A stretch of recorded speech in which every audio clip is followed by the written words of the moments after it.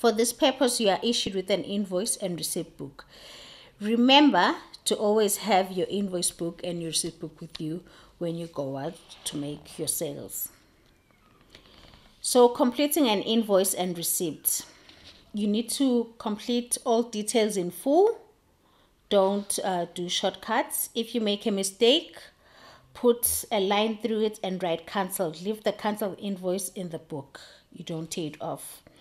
Hand the 12th part to the customer as a receipt and keep the other part in the book. So you need to make sure that it has 2 copies.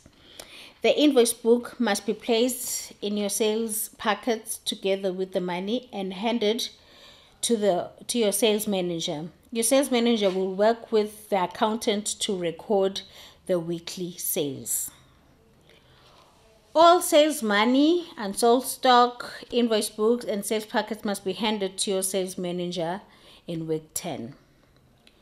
So now you are going to write a marketing plan for your J company based on the marketing principles you have learned so far. So how do you now design the J company's marketing plan? First of all, you have your product, stroke service. You write what is it, and then number 1, what are the most important features of your product or your service? Number 2, who is most likely to be interested in your product or service? You describe that. And then also you describe your target audience. Then number 3, how will you reach your target audience? Is it A, through direct sales or retail or wholesale? Then you also need to explain your choices and describe your strategy that you're going to be using.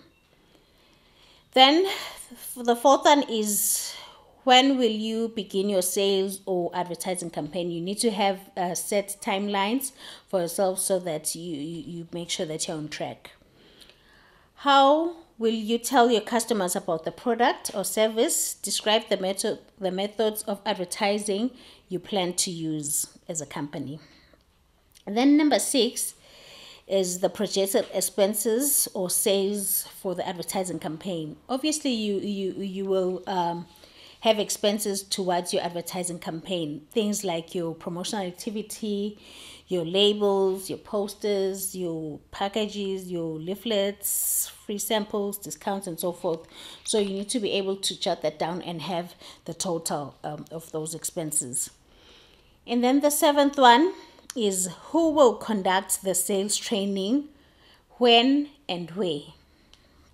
So that's another timeline that you need to set. And then number 8 is, what is your sales goal for the total program? It's important that you have what is your goal for at the end of the day. And then the 9th one, which is the last one, is to make sure that you know how many units will each company member need to sell to reach your goal.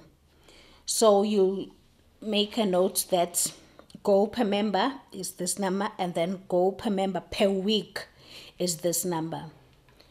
So if you follow all of these techniques when you're doing your marketing, you will not have a problem in making sure that you have sales of your product or your service and you are able to make a profit at the end of the day.